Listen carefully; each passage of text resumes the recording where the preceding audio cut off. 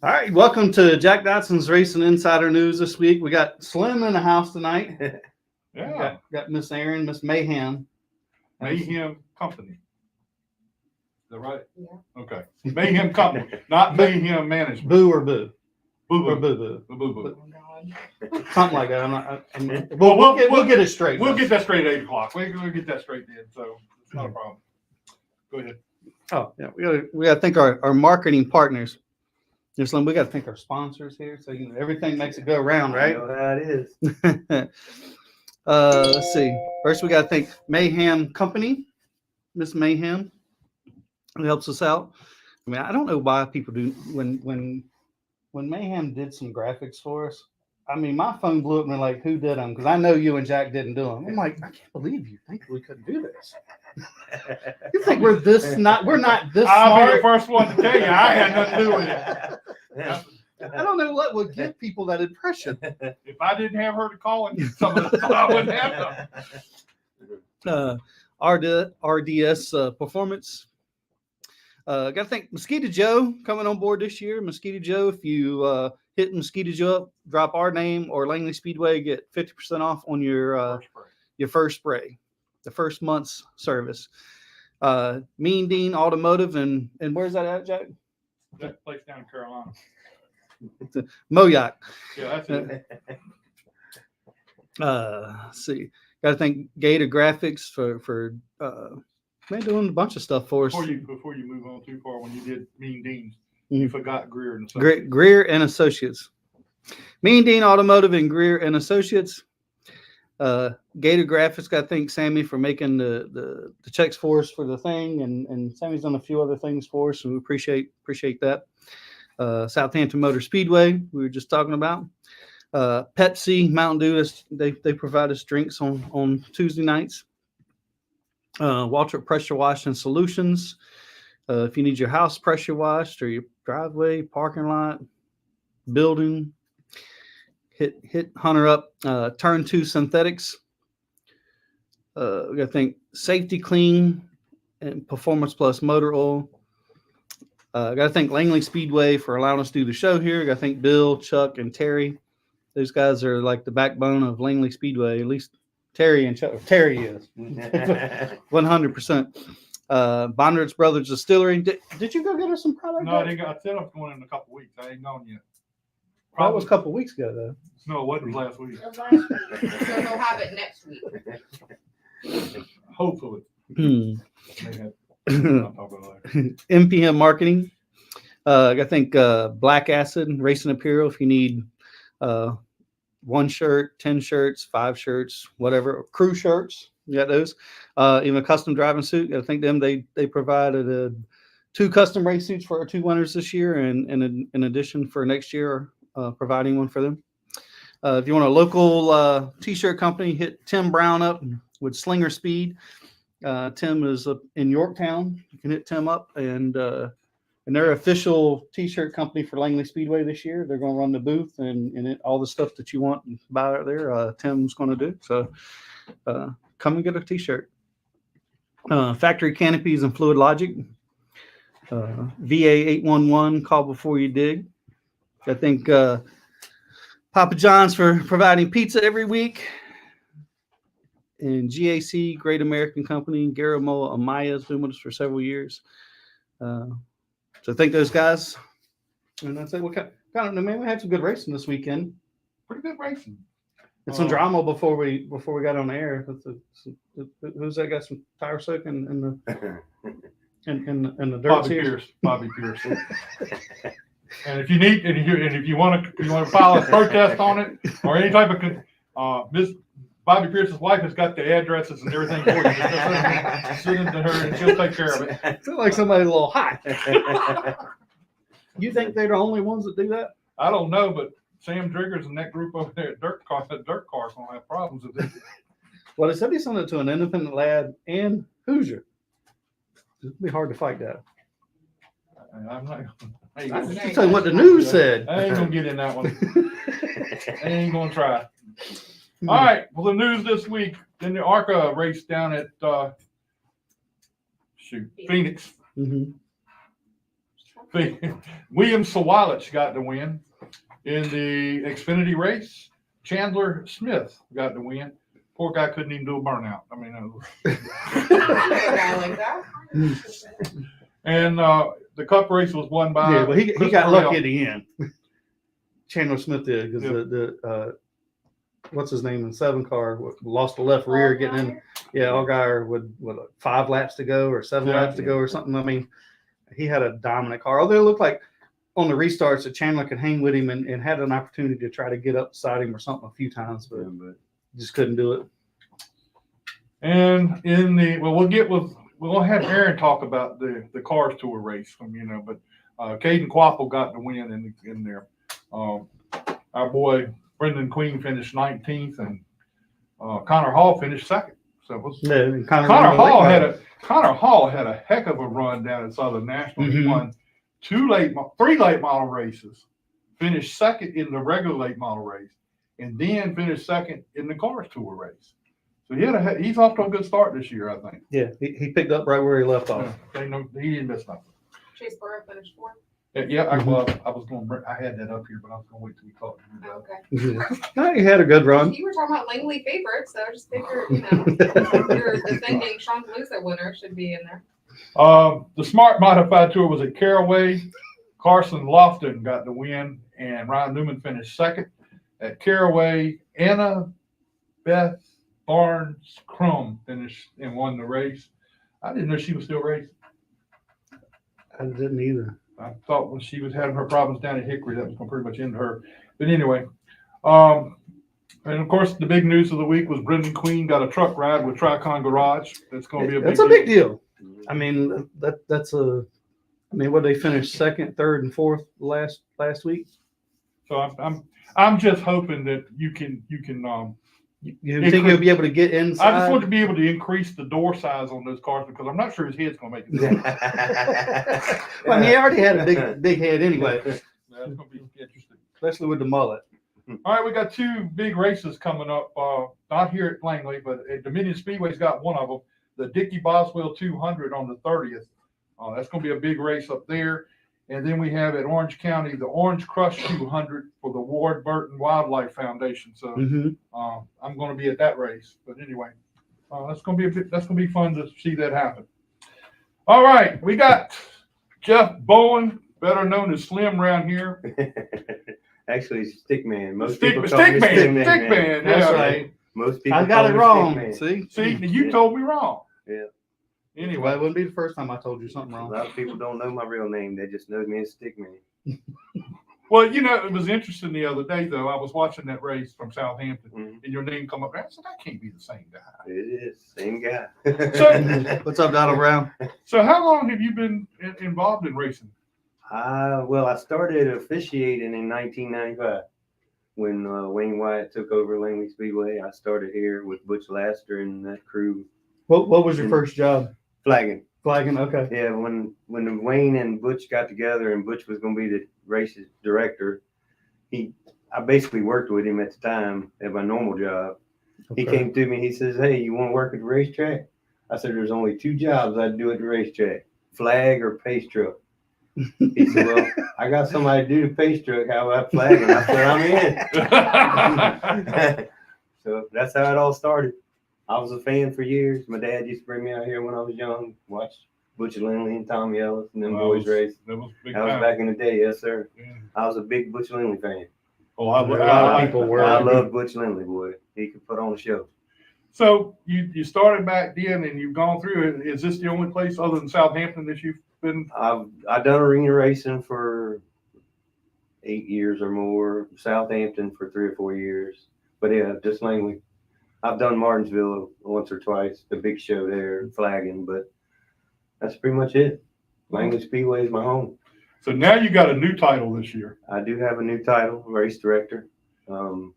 Basically, I'm coming in Saturdays and going to take care of Saturday. And Shane, part of our team, there's a great team at Langley Speedway of employees and officials, safety crew. I'm just part of that team, but Shane's going to be the competition director. He's going to basically take care of the Sunday through Friday stuff that goes on. and I'm just going to basically show up on Saturday and run the show, make the calls, and do my thing on Saturday. And then when Saturday's over, you're gonna jump in the truck and haul freight out of here. Well, no, I can't go that quick because if Shane's not here, I gotta let Shane know. I gotta let Bill know what happened, what's going on, what happened over the course of the evening. Of course, the tower team take great notes, and I send those to Shane and Bill so they know what happened. So they wake up Sunday and their phone's buzzing. They know why. But you get the staff in here in the scoring booth. You have a first rate staff here at Langley Speedway. Even with Stephanie, you got a good group of people. That whole crew over there, they're a key crew to part of this team. Without them, I don't know. And they have quite a few years together, right? So they all know what each one of them is thinking. That's right. Yeah, we all pretty much, everybody that works here as a team pretty much knows what we're all thinking. Now, how did it come up for you being the race director? And were you like a no at first, or you're like, yeah, I'll do it? Well, my love is flagging. I love the flag. There's nothing like them, cars running underneath your feet. Yeah, and there's not many people to get to do that. I right? love that, and that's my true passion. But this job came available last year. Justin Ellis, and he decided he was going to do other things. So I kind of got thrown into the job last year, and as the year went on, Shane approached me about doing it and him taking care of the other stuff. See, my problem is my work takes up so much time during the week. I don't have time to take the Sunday through Friday calls. And you want a break? Questions. Well, I don't necessarily want a break. I want to come out and do my job here and not have to worry about all the other things, the tire things and all that stuff going on during the week. Planning this, planning that. When I show up Saturday, Shane has taken care of that. I basically got the sheet. I go by the sheet, make calls when the races are going, and thank everybody, and we all go home. What's been the toughest part to you, or what's been the thing that you thought would be easy and it turned out to be harder than you thought, or something? Calls, basically. I've had people disagree with calls, but like I was telling y'all before we came on the air, I do a lot of umpiring on the side. So I've had the best side, the good side. One of the older umpires years ago told me that when you show up to the ball field, which racetrack is just like a ball field, you're not going to make everybody happy. No, you're not. Don't try to make everybody happy because you're just going to make yourself miserable. He says, just make sure that you keep one side on your good side and one side on, so when you leave, make sure you go out on the good side. And basically that's how it is here. When I walk out the door, depending on which way I go down one of the other steps, one side or the other. But, I love Langley Speedway. I love, racing in general. I'm happy to be here. And if it's sitting behind the chair there making calls, I'm good with that. But my true passion is flagging. So if that job ever gets filled and I have to go back to the flag stand, there will be no tears lost.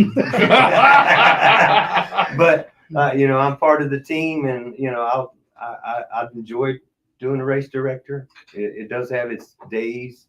Sure. It has its nights. But like I say, I love auto racing. So if I'm out here sitting there or flagging or on pit road, because I've done that too. I lined up cars on the track for years. I've done it all. Oh yeah. Or you just come by and check and make sure we're lined up. Everybody had the Hans on. I used to check that stuff, make sure everybody was ready to go. I just enjoy it. I love to be here. Yeah, I mean, if I'm pushing the turn one gate, I'd be happy. Oh, okay. I'm just happy to be here and on Saturday nights enjoying racing. Now, is it difficult for me? I think it would be. Look, I just kind of revert back to mine and Jack's, like the promotion we did with giving the sponsorship away. Me and Jack thought it would be easy, right? But once we got down to like, man, we got to pick somebody, and all these people are our friends, right? And let's face it, even though you're on the other side of the fence per se from the race guys over there, we're all friends, right? We love each other to death, and we're family. That's right. For me and Jack, it was like, man, like, you want to give it to everybody because these are all our friends, right? Yeah. And it's like, look, we just need to, make this an unbiased decision and push it back and like, hey, let's get a group over here and let them pick, and we'll just give you some information. Is that tough? Does that kind of like go through your mind? Not really. You know, I learned a long time ago, when you come through the gate, your friends are not really your friends anymore. They're competitors. Right. You know, mostly everybody out here, to me, once I come through that gate, you're not a name, you're a car number, a division. Right. And that was something that was in, you know, Butch taught me a lot about racing just from flagging and listening to him do his thing. Mm-hmm. He taught me a lot about being a race director. I mean, just listening to him and how he handled it. But yeah, I was told a long time ago, when you come through the fence, there's no friends. They're competitors. Well, and you said the car number, and I forgot about that. I mean, even the guys up in NASCAR, that's how they teach you to work the pits and being an official. Yeah. You don't call by to somebody if you don't say, hey, Greg Edwards did this, or Greg. You say car 20 whatever, or car 21, or car whatever. Exactly. And it helps get sort of a bias out of your head. Right. So that was a good point. I kind of forgot about that. Yeah, that's something that was until me a long time ago. You know, once you come through the gate, there is no friends, there's competitors. Now, with the staff you got here, I Yes. mean, you got some of the elite We got some of the down on best the ground. I mean, you still got like I say, you got to deal with Stephanie, but Yeah. everybody else on the ground is good. Oh And yeah. So, Yeah. so have you all sit down and made plans for the coming year and how things are, you know? We've had our annual officials meeting. You know, we have some new officials coming. We have some other officials that's not coming back. But the key group is here. And you know, after a few races, I'm sure we'll gel as a team like we always do. Well, I think so too. I think it's a lot of things that goes on here in the course of a night. Oh yes, And yes. it's gonna be, you got to have those people backing you up to Yes, see what you're doing. Yes, you do. Yes, you do. Exactly. And so that's pretty cool. And you know, I know we're glad we have you back here this year. Yeah, And, I'm glad to be back. but you know, I'm sorry you have to deal with Shane. Well, I've known Shane a long time too. Me and Shane used to, going He was back, on the other side of the fence at one time, right? He was on the other side of the fence, you know, and I remember when he did tires for Greg. yeah, well, that's why Shane is as good as he is, because he's been there and done that. You know, I know cars, but I don't know cars like, you know, Keith Wilson and Shane and them kind of guys do. Yeah. You know, I know a carburetor, but I couldn't tell you if you put two of them here, which one is which. You know, a head, yeah, that's a head, but I couldn't tell you what's it off of, what's it go on. You know, my thing is really just, I've always done procedures. That's pretty much why they got me doing race director job. What happened over there? I don't know. I mean, we're still going. It's got to be difficult to do what you do, but to go back and look at the people that have influenced you, like Butch Lassiter. Oh yes, sir. Even a Shane Laws. I mean, Mhm. you know. Yeah, Shane, everybody that sit in that chair right there has influenced me some way, shape, or form. Just listening to how they handle themselves, how they handle situations on the track. Yeah. You know, that's like I say, I was 29 years, almost 30 years I've been doing this. So I've heard it all, seen it all, and and each one of them have their own distinct way of doing things, right? Yeah, and there's no right or wrong. It's just it's everybody's way. It's their way. I mean, just like me, it's when I sit in a chair, I make a call that's based on how I see it. Mm-hmm. I've had people not happy with the call I made, but as long at the end of the day, if I'm happy with it, that's all that matters. Mm-hmm. Now, who's going to be flagging now? Shane Snyder's coming back. Oh, is he? Yeah, he's I coming. mean, he's going to quit like 100 times. He's coming back on flag. This is like the 7th year in a row. Yeah, and you know, there might be some time. I think he has some surgeries or something going on, and he might miss the first couple. So I might flag the first couple races, and Shane Laws will be upstairs. Oh, okay. I was going to say, how are you going to do both? Yeah, Shane's going to do some of the races, like the Hampton Heat and the Palooza Memorial, and there's a few others that, like, I'll be out of town or something. Shane's going to come upstairs. Well, it's always good to have the second place guy, you know. Yeah, good to have a good backup. Yeah, good backup. Good backup. Yeah. Well, that's pretty. You know, I only had one dealing with Butch. Yeah. When I was at Southampton one time, he got a little upset because I kind of was beating on somebody a little bit. Right. And I looked up, and here he The come. Butch park you? No, he didn't park. But here he come on that golf cart. Yeah. He had a golf cart at Southampton. Here he come on the golf cart. And he pulled right up beside my car, and he said, "Boy, can I talk to you, man?" And all my guys are sitting there looking at me, "Uh-oh, what'd you do?" I said, "I'm trying to figure it out myself. I don't know what I done." Funny how you got amnesia all of a sudden. But I got in the golf cart. He pulled away a little bit. And he said, "I just want to tell you, and I ain't gonna call the other guy's name. Y'all keep doing this. You ain't gonna be doing it long because I'm gonna park you." Yeah. So I said, "Okay, I'm gonna give it up." But he was kind of funny the way he said it and how he did it. Oh yeah. But he got his point across. Yeah. Butch would ruffle some feathers. Yeah. Wouldn't he? Yeah. Butch wasn't scared to ruffle some feathers. No, he was not. One thing about him, though, you would probably go to him angry, but by the time you got done with him, you'd be smiling, laughing, shaking his hand. That's one thing about Butch. Yeah, I think the first time I met Butch, I think didn't he work the cleanup truck? That I don't know. That was probably before my time. When I came here, he was working in the tech building at the time. I think Him and John Christenberry. Oh yeah, I remember. That's when I started coming every weekend. But That's one we before that, probably I'd should come get in. on the show. John's still around. I hadn't seen him. I used to play kickball with his son, and I was like, how many Christian Berries are there, right? Yeah, right. He's like, that's my dad. I'm Yeah. like, oh man, that's been. Yeah, John, he was an innovator. Yes. You know, a lot of the stuff that they used back then to tech your car, he made. Yeah. Yeah, he made a lot of the stuff that they used. That's because he did some of that stuff. That's right. Yeah, they all could back then. Yeah, because John was the head tech man. I remember back That's then. right. Him and Butch and there was Kenny Lee was out there. Oh yeah, old Kenny Lee. Now, what is Randy Nestor's job? Randy's coming on as a pace truck driver. Oh yes, okay. You gonna let him drive? I'm Have you seen him drive before? I'm fine with it. Hopefully, Langley's got good insurance.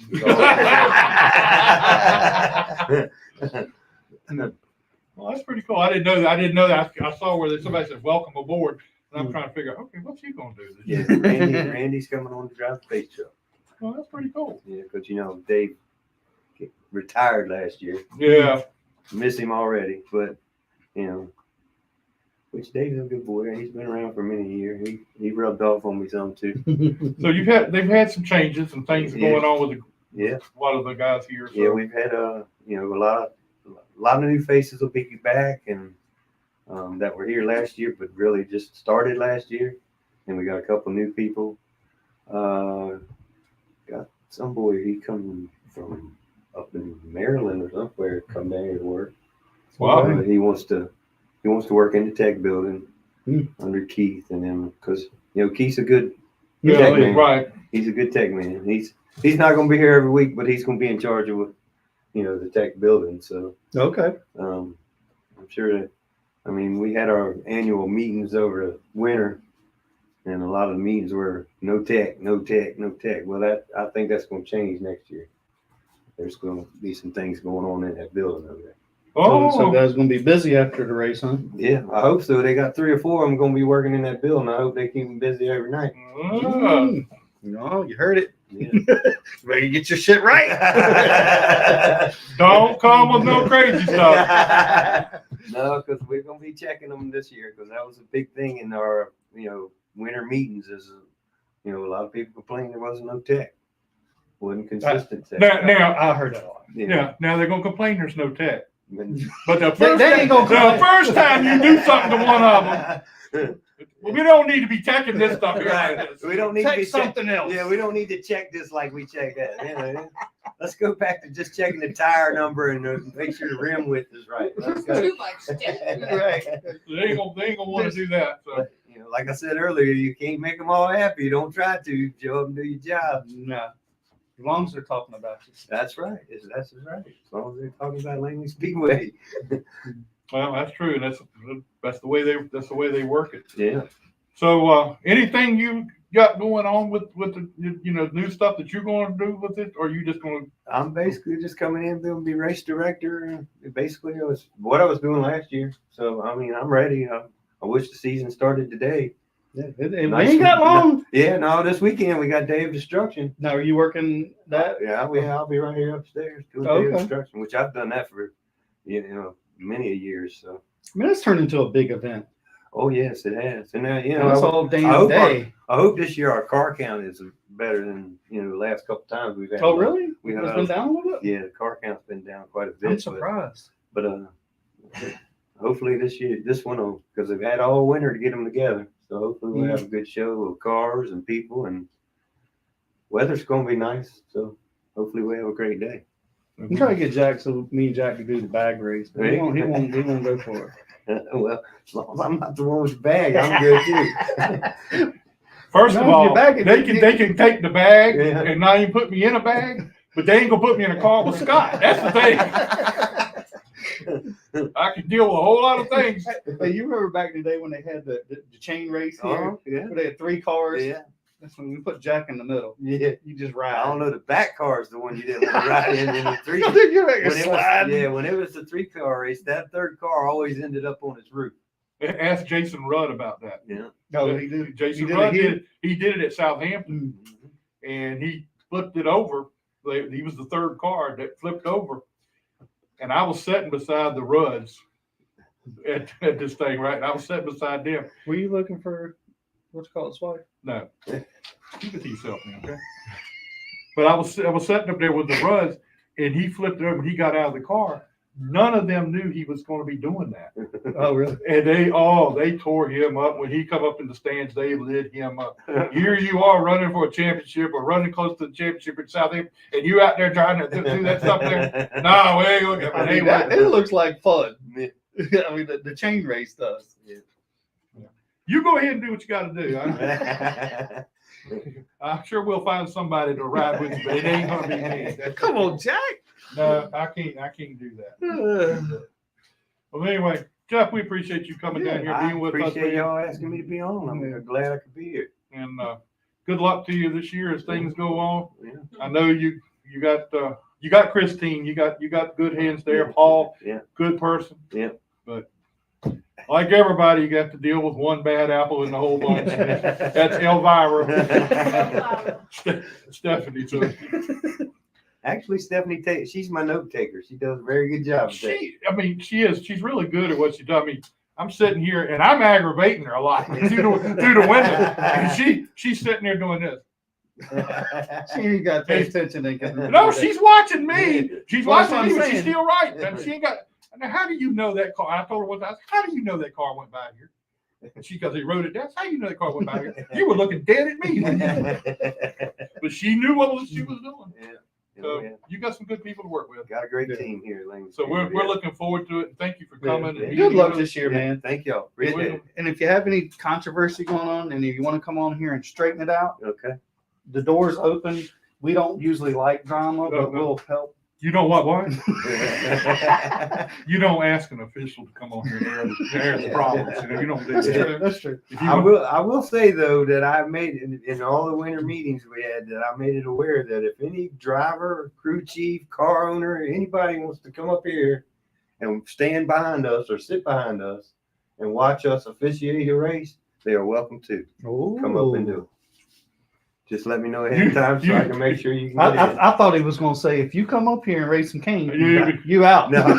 Well, there's a sign on the door that says no knocking, don't disturb us. So Did they listen to that? no. If they got something really to say, they'll come on in. But the funny thing was the night Butterbean parked his car down there on the start finish line. I looked up and Phil was standing right there, and he was not happy. I'm thinking, I don't think I'd go in there right now. But he did. He went there and voiced his opinion. He can come on back out.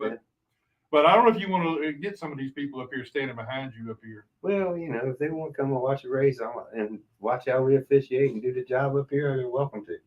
Well, I enjoy sitting here and watching y'all do what you do. I mean, even when Shane's up here, but sometimes I just kind of wonder. But anyway, but it is cool. So, well, Jeff, we appreciate it. Yeah. Hope we'll get you back on here again, and we'll talk again. Maybe. Oh, yeah. We'll have to see how the middle of the season, say how you still like the job. I'm back flagging. See if I got any hair left. Look, we have one race director here, and I ain't gonna call his name. He didn't last very long. Yeah.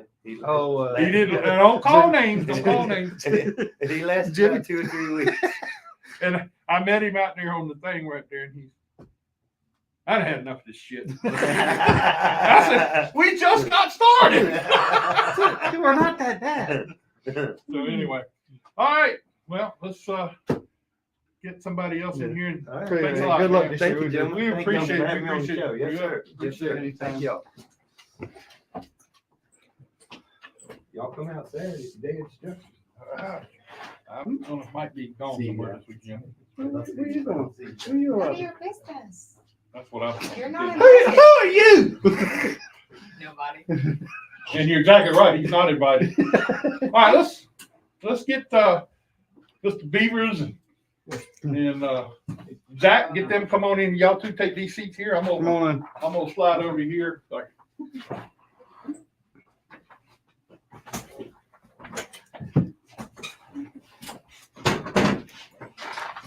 Yeah. Just be nice. Man. Don't be nice. We just lost the race director here. We don't want to lose.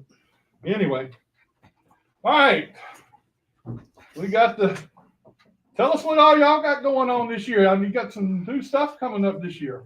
Yes, we've got about 3 cars going on 4 actually, and we're going to be running 2 full cars here at Langley, and then we're going to probably be running some down in North Carolina this year. That's our goal, especially at the end of the season. And we've got a car getting ready for next year already. Cool. That's really good. So we ended up buying a former championship car here, which was one Riley had, that Butterbean had, Right. one that Hampton Heat and stuff. So we're looking at that for next year. So you're running limiteds, right? Yes, yes.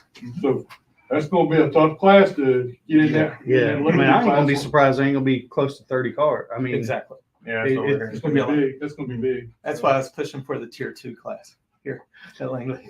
I mean, it's So that's gonna definitely be the high numbers for it. Oh, 100%. 100%.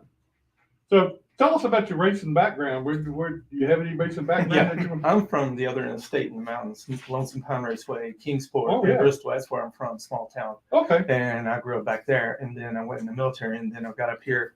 I started back in '95 running pure stock, limited stock, grand stock, limited late model when they did away with the late models. Then I got out of it about 20 years. And then a couple of years ago, I had an opportunity to buy a car, and I had somebody else drive for me because he was going to be getting out of the Army in a couple of years, and I was kind of building for this year. Buying a car, learning more about how they run them now. And then last year had bought some more. And then this year, so he's come into it. He got out of the Army at the end of December. So he's ran motorcycles and go-karts and stuff. I mean, going down the road about 176 miles an hour on different bikes and stuff. But so he's wanting to get experience doing this.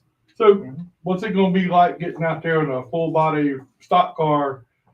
Well, I don't know how much have done. You haven't done any of that, really, have you? We've practiced once so far. We're coming back out here in just a couple days. It's definitely gonna be different. Gonna be learning along the way. I mean, we've talked to Riley Music a lot and Warren, and iRacing has definitely helped. That is for sure. You have a full. Oh, yeah. It's not the top of the line, but it gets the job done. It's definitely helped. Like the first practice, I had no issues whatsoever. Cool. Now, you all have one strike against you already. I just want you to know that. What is it?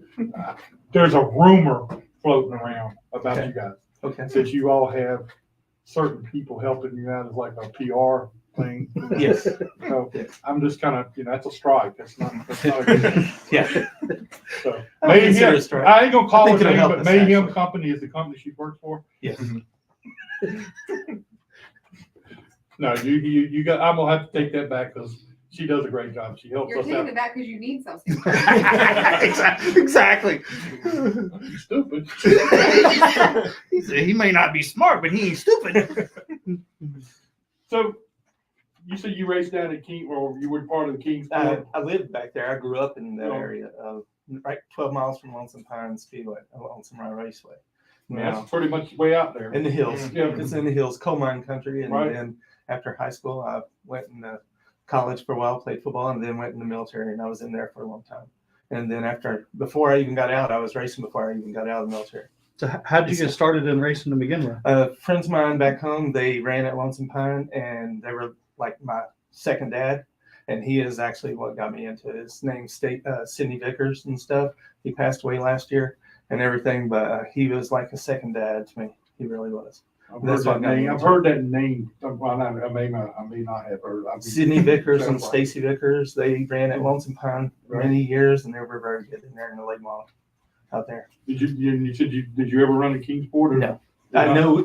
I went to high school with Karen Tunnel, though. Oh, okay. Oh yeah, her and I went to the same high school. Oh, And okay. everything. I've known a few of them around there. I'm gonna tell you, Lonesome Pine is a nice racetrack, Mhm. but it's a long ways out there for It me. is. I mean, I tell you, it's a long trip to get out there, but it's a nice racetrack. Yes, it is. So that's pretty cool. So you said you're gonna run other places. What other places do you think about going to? Looking at Carteret, Mhm. probably down at Southern National, Mhm. and also maybe down at that new one, New River. Good We work, thought yeah. about going there. All We right. want to kind of get experience at different tracks. Mhm. If we're not running here, we have enough cars where we might take one down there and run 1 week. And it's according to which one does primary good for here. So we'll go try it at other places. Last year, Doug Warren drove my car down at the Carteret race on December and everything. And he ran really good. And actually, Riley was the crew chief on that day. Oh, for okay. us and stuff. It was in my So y'all were car. doomed before you got started. I'm sorry. I tell you what, Riley is very good. And Oh, he car knows his setups. stuff. Oh, He yeah. really is. And we had came out here a week before that with Doug and Phil and, Riley and everything. And then even Riley took the car around and stuff. So he kind of knew what it would do. It was my torque car. And they worked on Did he run faster than Doug?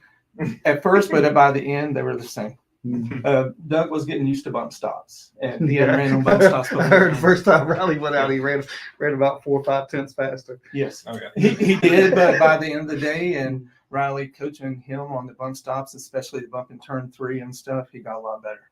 And so we went down there. The biggest thing that hurts there, we wish we had a full set of tires to go down there for practice. Believe it or not, we had Hampton Heat tires for Oh. practice. But once we put on the race tires, we got almost a second faster down there That's cool. and everything. And we ended up getting out of the race because if you didn't win the finish first, you got 10,000. Anybody below that, you got 1,000. So we had an Okay. issue with the radio for Doug and everything. So we pulled in trying to fix it. And by the time that was done, a couple of laps, we said, well, we got a Yeah. car in one piece and we're going to Save it. still make the same amount of money. So the car came home in one piece. That's a plus. It was. And I tell you what, they were very nice to us down there. I mean, Chris Carter was the guy down there running it for him that weekend. Everybody was super nice to us. They knew that we were coming down there and everything was nice. But I've always came here to Langley because I've been living here since '86 and everything started coming out here. And my first car, I don't know if you remember Mark Leducer years ago. He ran pure stock. He had an arcade Chevrolet car. I bought the chassis for like $200 and had to build it back and everything. That was my first car. Oh, okay. But I ran at Southampton too. Oh, you In did? 99, actually, in the Grand Stock, I won Rookie of the Year out there that year. In Okay. 99, you had Kevin Go out there, Yep. then Denny Hamlin, some of those people, Tony Edwards. I was out there with them. Okay. Well, I'm sorry you was with Tony, but anyway. Tony's a good people. Tony's good. Tony's good people. Though. He was one of the biggest winners out He there. was. Dirt and asphalt. Yeah. So he was. Oh, he did better than Jack. Jack got lapped twice in the first race, twice in one lap when he first went asphalt racing. Robbie Parker lapped him twice in one lap. That's a lie. Okay. That's a stone cold lie. That this guy keeps putting it out there. Robbie Parker. You know, if you born keep lying. saying it long enough, it's true. I hear about it a lot on here, actually. Every time his So name you, comes you, up. you've got some testing in. You've had a Yep. practice in it. Get ready to do some more. Do you know the pedals in the car? Oh, easily. Yeah. You do? Hey, Yeah. there's one thing Scott doesn't know. Scott, I really pull for him sometimes. I mean, I really do. I think, because he's really, he's a good friend. Okay. Try to pull for him. But it's hard to pull for him. Okay. Because finally he worked so hard he got an outside pole, in the Pro 6 division. He got an outside pole. And I was sitting up here thinking, hey, this might be cool. After all, he might do something. Well, they dropped the green flag and he went to the rear because he forgot which pedal to push.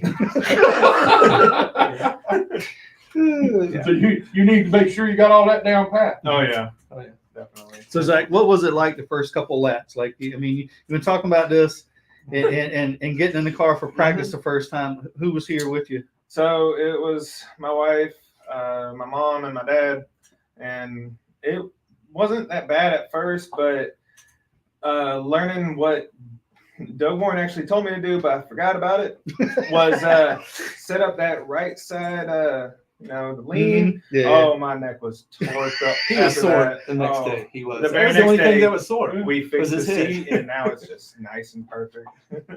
Yeah, after a while, man, you just learn to just let your head hang Oh, over there, and you just kind of look out the side of your head. But it's funny though, as soon as you let go of the gas, then you're like, whoa. As soon as you just let It's go. back. Oh yeah. It's just a little whiplash going. It's fun, though. So what was it like the first couple of laps? Were you Slow. nervous? I'll be honest, it was slow. I knew it was slow. But I was also working on the line and trying to learn the car. Because the car that we brought out had a bunch of issues last year, and we've rectified it since and started getting under it and just working like butter at that point. It's pretty good. It got a lot better as the day went Oh on. yes. And that's why we're bringing the car that Doug ran last year. Corvette is coming out on Thursday. We're going to be out here, so he can get a feel of that car too.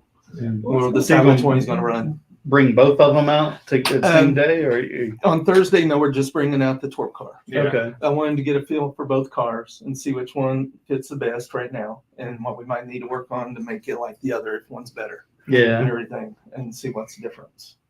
yeah. I mean, I think in the beginning it's gonna be kind of hard, but you might just have something that you just like better, right? I Yeah. mean, He likes the motor in that one. Yes, I do. It reps fast. So who built your motors? Harold Dietman's son, Scott Dietman, built the one in the torque, actually. And then the other one in that car, Magnum Machine Shop did last year. And it's only got probably less than 200 laps on it. Now about 200. Yeah, actually, he did. And then I've got another motor that Magnum built, but we're looking to get a 604 eventually for the car for next year, the one we got from Raleigh that was Brendan's before. That one, we want to get a 604. That way we can pretty much run it anywhere we want. We have built motors now and we're limited. Right. I mean, we spent a lot of money just to run the carburetor down there at Carteret, Bill Pink carburetor. And I've never had his carburetor. It's got a 350 bottom, but it's got transitions from the 500. And I mean, but it wakes up though. It woke up. Yeah. I mean, that'd be nice if they even offered to do it here, because you're basically doing the same thing with restrictor plate. You're running a 500, but you got the restrictor plate. It cuts it down to a 350 bore. So give that option maybe. But I mean, but it's real nice. We enjoyed it, and I think we're going to enjoy it this year because one, I've been planning on this for 2 years because I knew he's going to be getting out of the Army and stuff. I still got 2 other boys, one in the Navy and one in the Coast Guard, but we've been. Glad you got 3 cars. Well, we have 4 right now. We're going to get rid of one. It's a PRW chassis. What was it doing? It was a donor car. We pulled the rear end out of it and stuff like that. It ran it down a Bowman Grade, actually. That car did.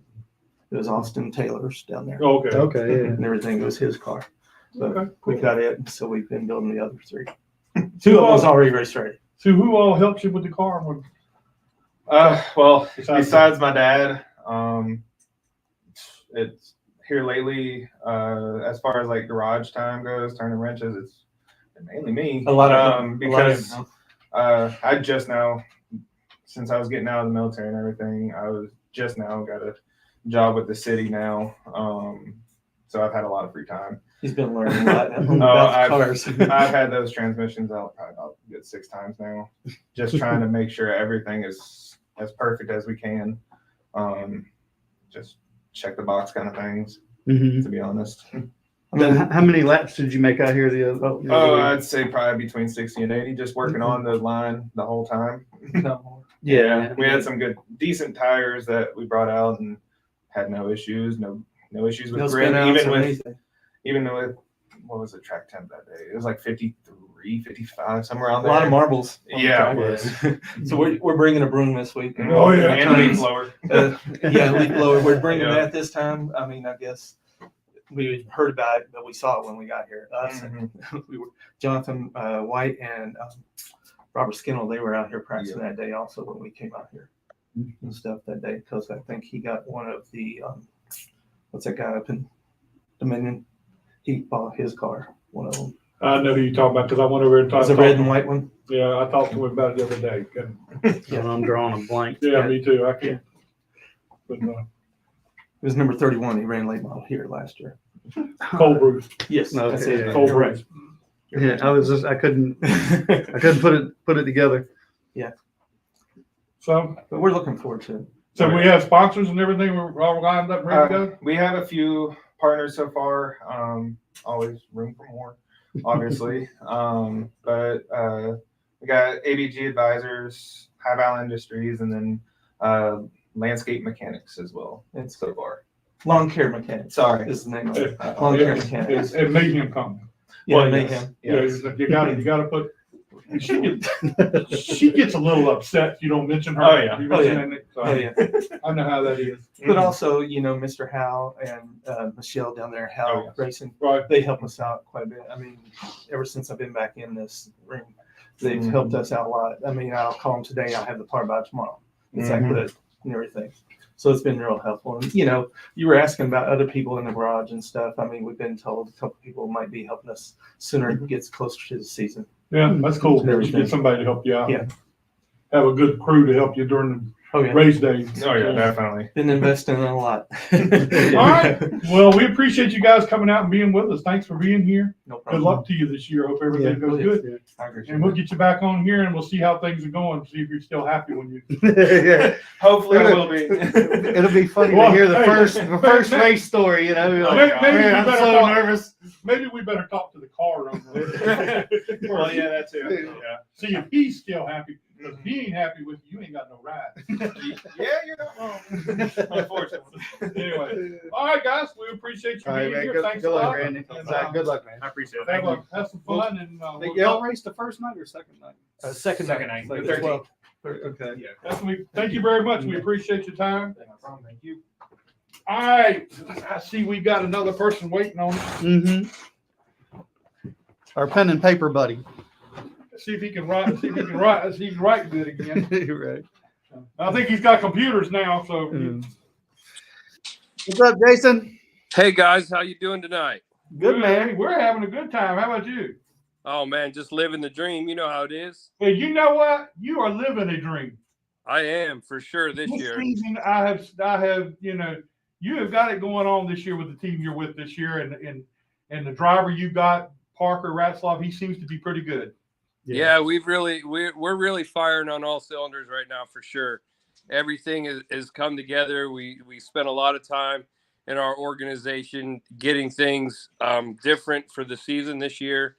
We have a simulation program now, and things are happening where we can really build our cars, and Parker's getting some sim time, and things are really coming together, and the hard work is kind of showing. We've got Romer arms in the shop now, and we're really going places. So on the sim thing, what do you guys learn from that, and how does it translate to the race car? Well, now with all the limits of practice since we went to COVID, we actually have had all of our parts measured and scanned. They can put them in this simulation program that we have now, and they can actually drive a model car, or the model would be the actual car they are going to drive. All the measurements are the same. All the pieces are the same. The springs, the race of the springs, everything is pretty much as real life as they can get when they go to the simulator now. Now, how does that help you as the crew chief to maybe that spring, or maybe we should try some different springs, or I'm sure you're doing, angles in the front end, those type of things. Is there some of that stuff that he learns, or he says, hey, it felt like this, and you try something different when you go to the racetrack? Well, we don't have to wait till we go to the racetrack. We can actually sit there, change the model, and put them back out there and do more laps. It's almost like we're in a practice session like we used to have, and we get to go ahead, and Parker runs laps at the racetrack with the exact car and the tire model and the track map and the aero map, and he actually gets a really good feel for the car. so that we can unload. And it's almost like a practice session, right? He goes down to that simulator, he runs for a couple hours, and then we take a break, go back to the shop. He evaluates himself, we evaluate ourselves, and then we're able to go back at it again. And it really showed out in Vegas for our 31 car, because that was the first model that they had actually driven that was actually a car, because the simulation company had focused on the non-restrictor plate tracks. Like, they didn't have anything for Daytona, they didn't have anything for Atlanta. Our first run that we were able to do with our stuff was actually Vegas. We were able to unload right out of the trailer. Parker was third quickest in our short practice time. Made a couple little adjustments, put him out there, and we're able to qualify fourth. So it really shows the hard work we're putting in. We have a roamer arm with a scanning program in it, so we can take our car to the NASCAR R&D center, run it through the Hawkeye, the optical scanning station, in which we have to pass at the racetrack.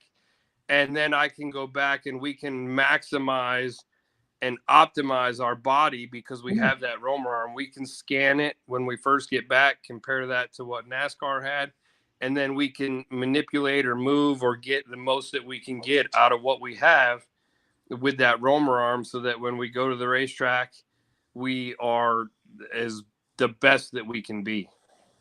You know, it's really hard for me to hear Jason talk about all this mechanical stuff. Well, with all this And electronic I'm sitting there stuff. thinking now, he's probably standing behind him with a pen going, Yeah. Still got my pen and paper. Not going to get rid of that. I could see that. Now, what's really interesting, though, when Daytona, I mean, y'all started off so good. Daytona, even Jordan. I mean, Yeah. Jordan Anderson even had a great run down there. I mean, that's got to be a big thing for you guys. Yeah, it's a huge boost for our team to be able to maximize what we had. We took 3 cars to the racetrack, and all 3 of those cars led laps in the Daytona Xfinity race. Yeah. So it was it's really exciting, really positive, and it kind of plants the seed of wanting to go. You guys have known me for a long time. When I was with the BMR team in McAnally's out west, I had to win all the time, and we were winning all the time. And come back here and did the ARCA stuff at Venturini's, and I was winning all the time. And then I made the leap to go cup racing, and I had to learn how to race all over again, to know there was a race inside of a race. Yeah. And I did that for a lot of years. It connected me with some great people. It taught me a lot, but man, I find myself falling back into that situation now, where, like, when we didn't qualify on the pole this week, because like we thought we should have, and we were tracking green all the way to the center of 3 and 4. When we didn't qualify on the pole, I was pissed and went to the trailer and got my stuff and was ready to go. You guys know, if I'd have qualified fourth in some situations in the past couple of years, I'd have probably jumped off the top of the hauler and we'd all been drinking beers or something. Right. So it's really hard. Over the years, one of my biggest things has always been, you got to manage your expectations. Yeah. And I'm telling you, I have fallen victim to my own situation this year at being able to manage my expectations. We came out of the box really, really good at Daytona. We followed it up with a really great run at Atlanta. But when you want to get up there in the front and you want to knock around with them boys, you're going to get a black eye every now and then. We were actually passing the junior motorsports cars in Las Vegas when we got hooked in the left rear and wrecked and ruined our day. We go this weekend, we're running 13th or 14th, making our charge, and on a restart, a couple guys in the front want to twist each other up, and we fall victim to circumstance. So it's really, these last 2 races don't show what my Funkaway team can do, but I promise you pay attention, because we're not done yet. Yeah, I mean, Jordan has come a long way in a kind of a short period of time. I mean, it wasn't just a few years ago that we had Jordan on, and he was using truck, because his truck had blew Yep. up out Yep. west somewhere. And he was pretty much, hell, I think a couple races he was the only crew member, if I ain't mistaken. Yeah, Jordan and I met each other. It's been some time now, but Jordan and I met each other when I was setting up cars for Mike Harmon at night and doing different things. He was actually working in Mike Harmon's shop with a dirt floor, and he was doing what he had to do to get to the racetrack. Like, I mean, there was some times that he would get to the racetrack and hadn't even bought tires yet and didn't know how he was going to be able to buy tires and things like that. So to see what Jordan has been able to build over these, like, since he started Jordan Anderson Racing now, he's just over 200 starts. I think our 200 start came somewhere at the end of this, they're like the 3/4 mark of the season last year. So he's probably close to 220 or 225 now. And it's amazing to see what we have today and what he had when he started. Oh, 100%. And honestly, Jordan is one of the nicest guys, right? I mean, he's just a down to earth, good guy. Yeah, for sure. He's very genuine. We have a really good family atmosphere where we're at. Like, Thanksgiving, we all went to Jordan and Kendall's house, and we had a Friendsgiving with all the team and their husbands and wives and everybody there. And he does that at a number of times to keep the families all involved. Well, that's a good thing to do. But I tell you what, the look on his face after Daytona when they did an interview with him at Daytona, I mean, he was just as surprised as everybody else was the day he did that good. Yeah, he was pretty fired up. He was there, and he kind of kicks himself every day still that he made the wrong decision there at the end and thinks he had a real good shot to win, and he did. Yeah. We did too, but it was fun watching he and Parker drag race to the line, and I think we were able to beat him by like 6/100ths of a second or something like that. It wasn't much that Parker beat him by. But it was fun to watch that, and it's fun to be able to put yourself in those kind of situations. Yeah, I can see it because it was a fun race to watch. Yeah. I was sitting there having a blast, seeing the 3 cars you had very competitive and very big in that race. I mean, yeah, that's cool. Now does most people don't know Larry Mack is his father-in-law, right? Does Larry? Does he have any influence on the race team, or I can't imagine you can't have him and not pick his brain, right? Oh no, we love to pick Larry's brain. We see Larry every so often at the shop. Larry is not very forceful about it, but he will give advice when he's asked, and it's a real good team morale booster when Larry comes around and tells everybody how proud he is of them and things like that, right? To hear that from a guy like Larry Mack, it's amazing. So we don't see him often, but when we do, he's very influential. That's right. He was a crew chief at Daytona, right? Yeah, he does. Every time Jordan runs that car, even last year, every time Jordan runs that car, Larry takes control of that thing. Kendall kind of gets a little worried about what happened a few years ago at Talladega, so she wants him to be safe and there. So she puts pots in. Oh yeah, and last year we had some trouble getting through tech with that car. And they actually lost the car chief on that car. So I got to work with Larry Mack in the August race last year. And Larry and I had such a blast together. We had a ton of fun. But Kendall told Larry and I that we couldn't work together anymore because we both have the same energy. She doesn't like to listen to the radio, and she'd have thought Jordan was dying a couple times. But we have a shared passion for the sport. That's for sure. Yeah, that's for sure. Well, Jason, we hope to see you soon, man. We're gonna get down and probably Richmond, whenever that is. Yeah, hopefully we get our approval sometime soon. But Yeah, we'll we're gonna be there in a couple weeks. That's I know. right. That's right. Can't wait to see you. We haven't seen you in a while. I know you have to come check it out. I mean, we got a big pit box now. You won't believe this one I work on. Oh my goodness. Now wait a minute, you still got that good looking girlfriend? Oh, it's a wife now, guys. We got You married. put a ring on it, huh? He should have known that. We got married at the Roval last year. Oh. Our friends at MRO, we actually rented the MRO suite at the Roval last year. Nice. And I was able to bring my family and her family together, but it kind of twofold. It let her family, who really didn't know me other than what they'd seen at Thanksgiving dinner, it kind of gave them the chance to see what I really do. Mm. So it was pretty cool to have. I had them there Friday and Saturday when we raced the Xfinity car, and then was able to take them all there. On Sunday, we did the ceremony, and then I was able to take them down in the Cup Garage and meet some people. Monica interviewed us on the big screen, and it was pretty cool. And you know what?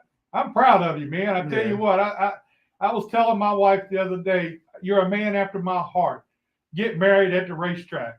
I mean, believe it or not, it was actually Allison's idea.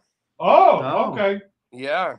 Well, when they say she's the better half, I believe it. Oh, I'm sure. Jason, we appreciate it, man. We'll see you at Richmond. Yeah, all right, I'll be there. Can't wait to see you guys. Hey, bring me one of them Jack Dobson, Scott Allen pens. All right, I need a new one.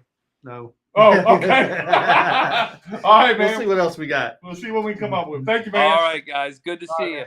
You too, man. See you, Jason. Bye. Bye. All right. Now I see there he is. He's done got himself in there. How you doing, man? No, we got him on. Well, you want to bring Aaron in here? Well, I was going to get him on first. But it's hard to work. You know, when you work with pigeons, it's hard to fly like an eagle. Yeah, no doubt, no doubt. I haven't done this in a while. Now, something flew in here earlier, and we can't get rid of it. So she's still here. I'm gonna need you not to lie that you did not want me here, Jack. Now, I want to get an understanding here now before we get to talking racing. Your name is Boo. We understand her family used to call her Boo, so they still call her Boo. So what we're going to do now is we're going to name her Boo Boo. Yeah, there you go. Double. I want you to start calling her Boo Boo. Absolutely. This is already a bad idea. So wait a minute, I don't see the pictures, Aaron. So he's not screwing up. There's no official picture in the background. You're going to screw up and have pictures and everything behind you and stuff. It is there. You just don't see it. He's covering it up with himself a little bit. All right, man. Tell us a little bit what all you got going on. I see you the Star Tours promoter. What you got going on? Man, I got a slew of things going on this year, from the tour YouTube stuff to the Star Tour promoter to trying to race more this year to just, I mean, it never stops. Me and Erin was talking the other day, and I told her the next off weekend I have, I think, is May 18th. So, it don't leave a whole much time for much else other than, being at racetracks on the weekend. So, seems like every year the schedule just gets more and more busy. So we really enjoy the racetrack. So we sure going to be there a lot this year. I mean, you've been around it every time I've ever seen the Cars Tour race. You've been there. You've done the Stars stuff or done some other stuff too. I've seen you there. I think it's really cool that you got all that going on at one time. Yeah. It sounds like a great idea. Sometimes, and then sometimes it so much don't sound like a great idea. But yeah, I had the Cars Tour YouTube last year to do a vlog for them. Did not return. They're not going to do that this year. So I got hooked up with another Cars Tour team. They hadn't made the announcement yet. So I guess can't go public with that just yet. But I'll still be at all the Cars Tour races, majority of them this year, as long as I don't have a Star Tour race the same night. So the schedule is definitely filled up this year, like I said earlier. But I'm just glad to still be in the Cars Tour pits this year. I've been doing it the past 3 years, so they done become like family. I'm part of the traveling circus. Right. Now tell us a little bit what all this you got going on with the Star Store. What division runs and where all do you race at? It's a street stock division. I like the word super stock better. Just because there ain't nothing street left about these cars. Actually, we have 8 races scheduled this year at 7 different tracks from Florence, South Carolina. We kicked off at the Icebreaker. We had 16 cars for our first race, which I was real thrilled with. Had a very good race. We'll go on to Tri-County, a couple of races with the Cars Tour this year. Then we go to Franklin County, Little Virginia Taste. Our next race is actually April 27th at Lonesome Pine Raceway. So we got a to be announced race, and we're still trying to work on it. But once that's finalized, it looks like we may be going to Newport, Tennessee, a high bank quarter mile that has not raced in many years. So they brought that track back. It is a local businessman purchased it. So there was talk over the off season of us going there, and looks like it very well may be coming into fruition now. So we'll just have to wait and see. But they got a heck of a cleanup crew going on over there. It was a junkyard, and the person that owned it passed away, and one of the local businessmen has purchased it. So man, we're looking at racing in 4 states this year. So that's something in the street stock community down here that was unheard of. But like I said, as long as I got the trust of the racers, they're willing to travel. So let's go have some fun. Now, you put a promoter's hat on with the stars races. Yes. You do some blog work and stuff for the cars with the team for the Cars Tour. Mm-hmm. You want to race some yourself. I mean, how do you navigate all that? 1 week at a time. Okay. Now doing the promoting stuff, does that help you as a race car driver? I ain't gonna say it helps you go faster, but does it help you understand the other side of the business when you're you understand maybe why they're doing something or whatever the case may be? It just seems like one could complement the other. Yeah. You could always learn something from being on both sides of it. I've never been one of the racers that complain. I had a full-time job in racing back in 2014 and 15. It was my day job, and I was extremely surprised when I found out that racers called and complained during the week. I had no clue.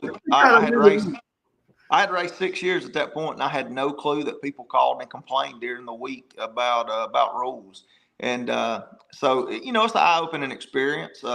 I joke all the time and say the few times I do get to slide in the window this year, I'm the one that gets to do all the complaining, and I don't have to listen to it. So it's a different. Depending on which hat you put on, man, it really affects how your day is going to be. So, but I enjoy all the hats, whether it be on the Cars Tour, doing the YouTube stuff, or promoting with the Stars Tour, or just trying to go in fast circles myself. So it's all a blast. One day I'll just disappear off into oblivious, but for right now I'm trying to leave my mark on short track racing. And you got another problem too. I didn't even mention that one. I mean, that's set beside me right here. But yeah. I'm the least problem. Now you said you had questions you wanted to ask. You said you wanted to interview me. You've already asked them all. Don't ask all the good ones. Well, just because she wasn't thinking very long how we were doing that, huh? Well, I got one for you. So you doing the sort of marketing side or the promotion side of things. I don't think that some of these younger people or people coming into racing today understand how important that is for today's racer. 20, 30 years ago, that was not important, right? I mean, of course, we didn't have that much social media, but sponsors were easier to get. You had a race car, you put them on and you didn't have to do anything. Today, you have to promote them on social media. It's so important. It's just as important as being behind a race car or being behind the wheel. Absolutely. Return on investment is huge now. Like you said, this is not the 80s or 90s anymore, where the guy down at the local hardware store wants to give you $200 because he growed up with your daddy. You know, I'm sure there's still some stuff like that, but it costs more than $200 to go racing now. So you do when you go to these people, and you're gonna hear no a lot. I hear no a lot, you know, but I'm glad that the few yeses I do hear. So it makes it very much easier, especially on the tour side of it. I will tell you this: it's a lot easier to sell partnership, sponsorship, whatever you may call it, for a tour more so than on the racer side of it. You know, because I mean, I can grant them. I got a YouTube channel with thousands and thousands of subscribers, but that don't sell like you would think it would. But when you tell them that you're, running a tour and it'll be in front of X amount of people, for whatever reason, they're more willing to give you $1. I don't know if it's because they get in the flag stand and they get to throw the green flag. I'm really not sure. Where it's all about selling them an experience, but it's easier to sell them an experience of your business name will be on X. They'd rather have their name on a event more so than on the quarter panel of a Camaro. Yeah, and then on going back to the promoting side a little bit. You're a racer, right? And you understand the expense of a racer, but you also understand the expense of being a promoter, right? It's not as much money as people think there is. And everybody thinks the other one has more money or the other one should pay more, the other one should pay less, yada, yada, yada. How does that affect you as a promoter? Because you're a race car driver, you think, it costs us so much to get there. Mm-hmm. How do you play that out in your head? I really feel like it helps being on the racer side of it that I get, I've been to the fair and seen the bear, the same thing that these guys are seeing. I know what their complaints are because I'm still doing it. Yeah, I may not be doing it but 5 or 6 times a year, but I know what it costs to pull down the road. We're going to these races where our hub guys are in Hickory, North Carolina, and I'm asking them to come over close to the coast in Florence, South Carolina. I know what that costs. I know what tire, we're doing everything we can to keep tire costs down. We race on scuffed tires, on old car store tires or old late model tires, F45s, So we're doing everything we can to keep the cost down because, you may race with me one Saturday night and then the next Saturday I'm going to be in line with you at Hickory, complaining about how the tires ain't good there. So I feel like I got my hand on the pulse of everything that needs to be. Am I perfect? By no means. I ain't met a promoter that's got it all figured out. If there is one, please give me their number because I got many questions to ask them. So, I still make mistakes, make plenty of them. I'm just looking to learn and improve on them. Mm-hmm. All right, let's talk about your driving. Where are you going to be racing that yourself this year? The next race that we was going to go to Hickory this weekend and run the doubleheader, but we just wasn't ready we just wasn't able to get everything ready in time. It looks like the weather may be a little tough over there. They had a doubleheader with the Pass Series this weekend for the Easter Bunny Hickory. But I done this thing last year with a YouTube channel where Lee Falk's one of my short track racing heroes. And he had told me stories before about doing 2 races in one day. And I've always wanted to be able to do that. So we set out last year and tried to do that. We tried to run the day race at Florence Motor Speedway and then make the 3.5-hour drive to Tri-County Motor Speedway and tag to the tail at the end of the night. Well, we wasn't able to because we run second at Florence. Tech took a little long. We hit traffic in Charlotte. We wasn't able to make it. So we got a better plan this year. So on March 30th, we're going to try that again. We're going to just finish 5th or 6th, and then you'll have to go to Tech. And then exactly. Yeah, exactly right. Exactly. We won't have to go to the Tech and get a million questions, but it's good because, the million questions mean they're checking what they need to be. So we're going to try that again March 30th. After that, I have no clue, when the next race will be. Like I said, the next off weekend where I could even potentially race would be May 18th. And that's just one weekend off, but I think I'd very rather spend that weekend with that pretty lady in between y'all two. So you gonna give up the race for her? There. He's gonna give up the race for you. First of all, he'll probably convince me to be at a racetrack that weekend. I don't believe it. Now, how hard is it to get her to go to a racetrack? Not very hard at all. I didn't think so. So I don't know what she's griping about. So it's harder to get her to go to Starbucks than it is to go to a race. It's very easy to talk her into going to a race. He's nice to me. You're not going to bait him to get me. It's all right, Boo. I'll see you when you come to Langley for the Cars Tour race. Yeah. I'll see you then. You and I'll get together and He's gonna plant some seeds. Yeah, we're gonna do something to make her, you know. Hey, let's do it over seafood since y'all got such good. I gotta wait till I y'all- get my graphics from her first. You gotta have your priorities. Yeah, I got my priorities straight. Phil, I know that's a lot of stuff going on with you, man. I tell you what, I've watched and seen how you do things, and I really think you got it going on. I think you got a good idea of how to handle the Stars Tour and everything. So I think it's going to be a fun time for you. It's I ask myself sometimes, did I bite off more than I could chew? And most of the time the answer is yes, but somehow I'm able to chew it up and get it down. But I know one of these days, like I said, I'll disappear into oblivion and y'all won't see me. But as long as I can leave my mark on short track racing, man, I'm trying to have as much fun as I can. So until I move on to the next chapter in life. So, but that ain't, that's somewhere down the road. So right now I'm just trying to be at a racetrack at least 7 out of 8 weekends every 2 months. I agree with you. That's a good idea. Yeah, well, I think you're doing a good job. How do you think we can get more kids involved in the racing? Social media, YouTube, social media, the TikTok videos are great. A lot of the I really do wish that my Superstock guys would embrace social media more. I have like 2 that really do, and they're younger guys. They understand it. But my clientele in the Superstock is of an older generation, 50, 60-year-old men, late 40s. We got some young guys, but that's what I'm thinking, man. These late model guys, these Cars Tour guys, they got it figured out. I don't know that there is a straight answer, but that's my, firm answer is it's got to be social media. YouTube, TikTok, across the board, make it cool, make it seem fun. There's car guys out there. Drag racing has no problem doing this. Street drag racing, no prep drag racing is huge. It's bigger than it could, than possibly it's ever been. So, I know people are still interested in cars. I know that for a while I was a little worried. I didn't think nobody would understand how to raise a hood on a car, but I'm glad to see that theory has been turned around for me.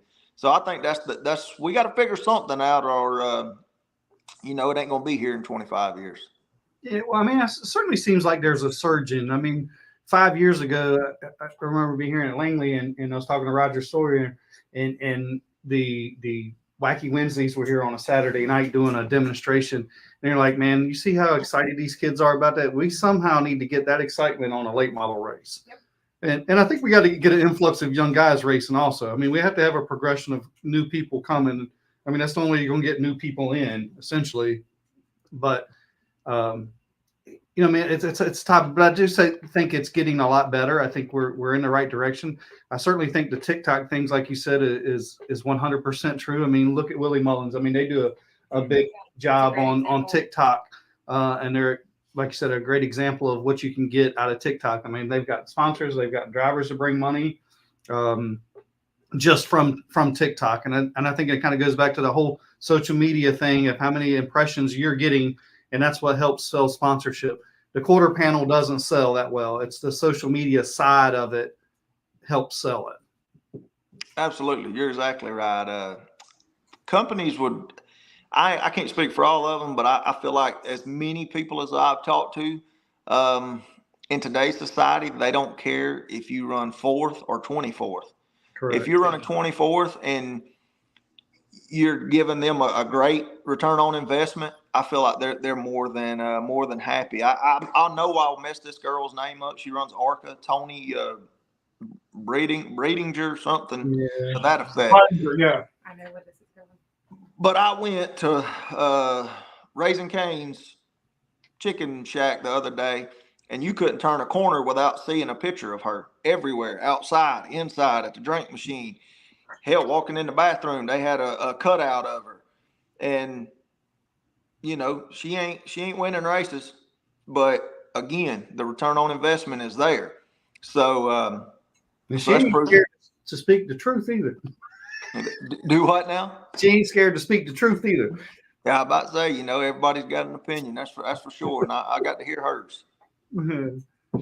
Well, Boo, we appreciate you being with us. I do have something to piggyback off of. Oh, what okay, Scott sorry. was just Oh, talking she got a about question. Rudely. Oh, okay. I hadn't heard you say nothing, so go ahead. This is actually, and sorry, you're just finding out about this with everyone else. Ooh. It was kind of a rash decision. Ooh. Mayhem Co. is back. So I have Ah. rebranded Mayhem Management.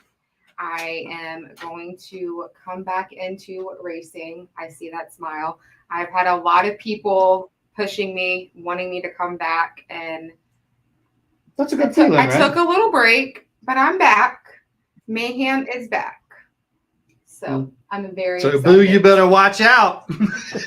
So you gonna have her working with you on the Stars tour? Oh yeah, He already is. Who you think does all the graphics? It ain't me.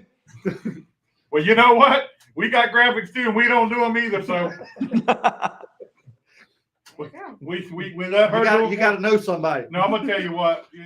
You got one of the best when you get her and get her involved in the Stars tour and get her doing stuff like that. You got one of the best, and we're proud that she's doing that for you. But we're more proud that she helps us out. I can call her and say, "Look, I need this," and we'll sit and talk about it or text back and forth, and we get it done. And I really appreciate it. So don't take her down there and keep her involved with the Stars tour where I can't never get her back to do something. Absolutely. We have a hard time turning the computer on, much less trying to do something with it. Yeah, no doubt. So we appreciate it. But we appreciate it. Thanks a lot for being with us. I got to say one thing. You got a good one here. So. Oh yeah, no doubt. I know. We couldn't even get him tripped up on something. I know, and I think the world over. I think, but it ain't over yet. We don't give up easy. Oh, he's still got to come to Langley. So we'll get something started before it's over with. So anyway, Boo, thanks a lot, man. And you got it, man. We'll get you back on again real soon, and we'll talk about how things are going. Hey man, I got something big coming up in a couple of weeks. I'd love to be back on the show. I can't even give you no hints what it is, but it's very big. So I'd love to come back and talk with y'all about that. Okay. We can break it right here. I mean, we have like 2 followers. Oh yeah, all 2 of them would know. No, y'all fellas do a great job. Y'all got way more than 2 followers. So anyway, I'll get in touch with you in a week or 2, and we'll see. I'll wait 2 weeks. You got it, buddy. You got it. You get everything set up, and we'll do it on here. You got it. Thank you, fellas, very much. We appreciate it, Boo. Thanks a lot. Take care. So what's the news? I know. I knew that was coming. I'm so mad that he shared that. I knew that was coming. I can't. Do you really not know? Yeah. I can't even look at you. Too funny. I mean, nobody's gonna know. I can't. Good for him. I will not. It is very great for him, and I cannot say how proud I am. Like he does a lot. His plate is full, and his phone never stops ringing. And what is to come is a true testament to what he's been building and how hard he's been working. So it's very exciting, and I will not be taking that away from him. That is his moment to share, and when it's ready. Yeah.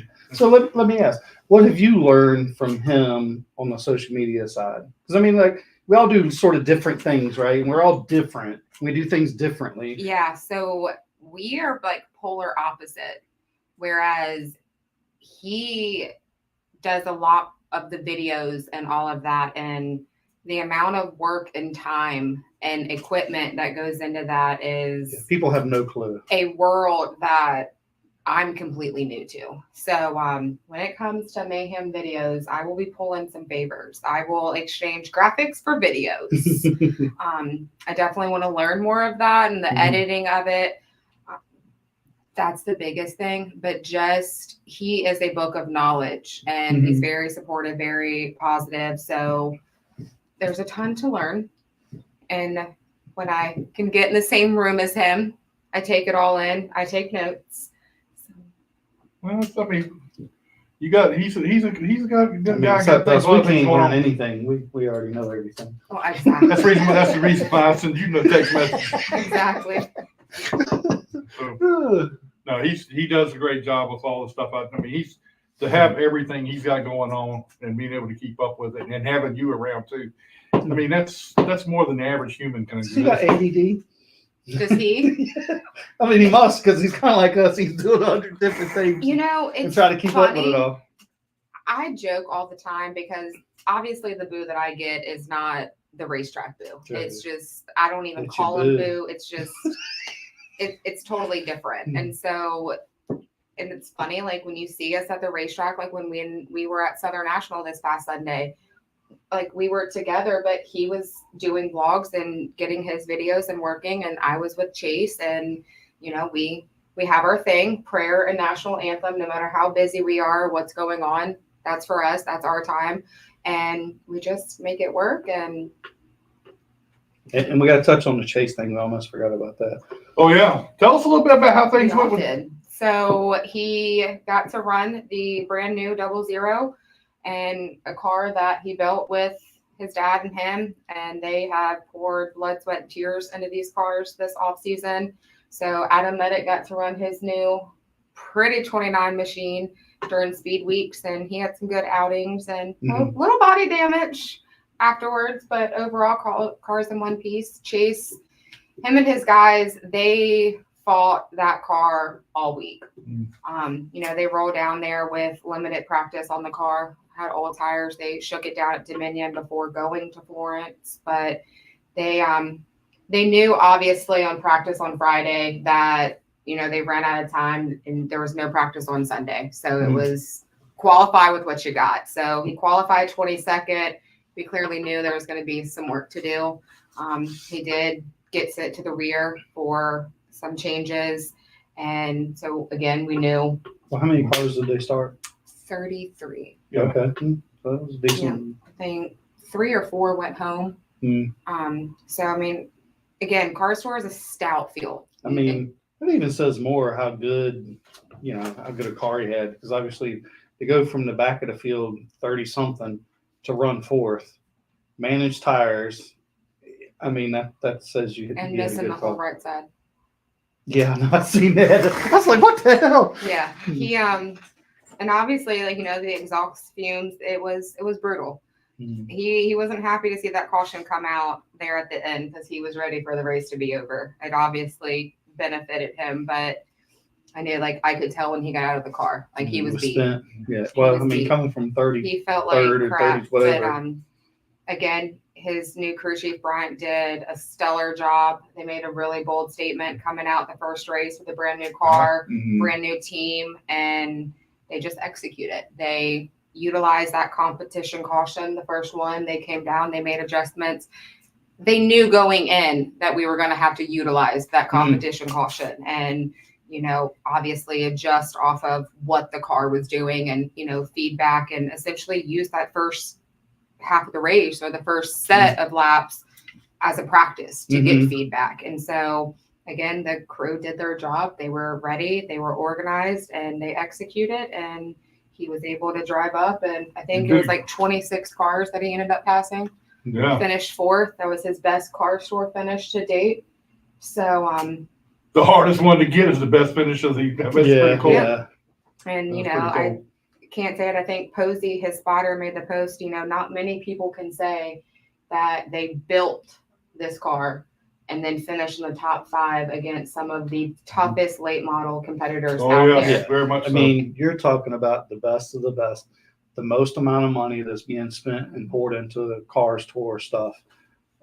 I mean, you got Dale Jr. I mean, the list goes on and on and on. A professional team. This is what they do for a living, and to kind of, not to say that Chase does this as a hobby, but somewhat in a way, the way he does it, it is in a way. I mean, he's got good help. Obviously, you know, his dad's after hours fabrication, but still put the work in, build a car yourself, take it to the racetrack, and do those things is against the other ones that have multiple people working on the car and setting it up and have a ton of influence or help or information to use. And I think that's kind of one of the biggest misconceptions about Chase is, you know, he's not just this driver that hops in a different car every weekend. You know, his phone rings, people want him in their car, and he'll never turn down seat time. But 7 days a week, he's in that shop working. He graduated. He is a full-time employee of After Hours. And, you know, part of the reason this, you know, he went with this deal was he wanted to run After Hours equipment, and he really wanted to expand his family business and their brand. And, you know, to know I always call him the shaggy little teenage boy that I met several years ago, to the whole man that he has become today. It's crazy to see how he has grown and evolved, and just all of this work that he's put in is really coming together. And we've said, you know, if he could just get a little bit of good luck, he'd be dangerous. And He got some good luck. I think at this point, he's got Sellers racing behind him. I think his crew chief, Brian, and him are going to be a very stout duo. You know, obviously, Ryan Burrow involved. There's so much knowledge and experience, and then his talent. They're going to be good. I think it works for both, right? Because you have, I mean, he's a good kid. I've known Chase since he was a little kid, and he first started racing in arena racing. And he impressed me this first few times. Even when he went up to the adult class, he did very well. But being able to work on him and understand how it works, I think some of the knowledge to help him with Sellers racing is a big plus. I think for both sides, right? Because Sellers can say, hey, you know, I think if we tried this, well, who can make it, right? They ain't going to send somebody to make it. Chase and Ryan can make it. They have the equipment to do it. I think it helps both. Oh, yeah. I love the idea that Chase wants to expand the business and only run his stuff. Because how would it look, right? If he went and ran somebody else's stuff. Yeah. He's in a tough position regardless. It's not that now it'd be different, I guess, if he just went and drove for somebody, you don't have a choice. But in this scenario, I think it's I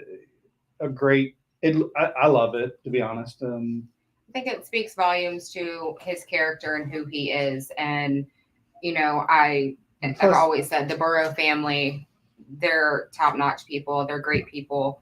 And I'm just really excited to see what this season has in store for him. I know it's going to be a busy season. Yeah. There's like 40-plus races that are down on the calendar that he wants to race. I'm definitely excited to see him back in a modified. Hope we can squeeze in some time for that. Excited to see him. You know, he's going to travel some, Langley, South Boston. I think he's planning on doing the Triple Crown.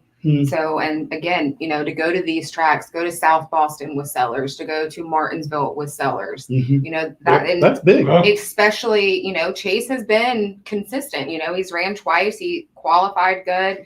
I mean, he had good ones at Martinsville. He's got some experience there, and he's proven that, you know, he can handle it. So I really think it's going to be exciting to see what comes out of that camp this I year. love his personality. It's a trip. You know, there are people out there that say he has no personality. Yeah, they don't know him. That's me and Holly joke about that all the time. Like, I don't see it. We saw that comment once, and that's funny. But I mean, maybe I have a different perspective because I've known him since and I've known all of them since then. So, you know, they may talk to me a little different than they talk to other people. No, Chase is Chase. So when I see a comment like that, you've never met Chase Burrow. No. You haven't had a conversation with him, because there's a lot of personality in that. It is, and I love that part about him. And he's a good kid. I like how I like messing with him. Me too. All right. Well, that's our show for tonight. We appreciate everybody tuning in. We appreciate Boo Carlisle and Racing Jason HOUGHTALING and the Beavers. Board and Cleveland Beaver. I couldn't help it. I had to do it. I don't know why, but I had to do it. And Jeff Bowen and Aaron. Yeah, you're my favorite, Scott. I know, you ain't got to say it. No, I just said some very nice things about you a minute ago. And some ugly things a minute ago. Well, that was a joke. Anyway, and it's stick man, right? I called him Slim. Yeah, Jeff Bowen. I said stick man. Stick man. No one knows who Jeff is. You gotta say stick man. Stick man. Well, he had me calling him something else. Slim. That's your fault for trusting Scott. Wait a minute, you just said I was the favorite. I'm honest. Anyway, next week's show, we're going to have Davey Callahan's going to be on the show with us next week. I know. I see you got a nice new, pretty painted trailer. Yeah, he's been working hard, getting ready for the season up at Dominion. And we're teammates, Papa John's. Yep, that's right. So I got something to talk to you about that too. Anyway, we'll see you again next week. Please like and share our shows. Thank you for being with us. Is that all we got? Is Just Davey Callahan next week? Well, I got a couple more, but I haven't got them. He hasn't finalized it yet. You need a better PR girl. Well, she does all she can do. Mayhem Code accepting new clients. Just throwing that out there. Anyway, There you go. all right, we'll talk to you again next week.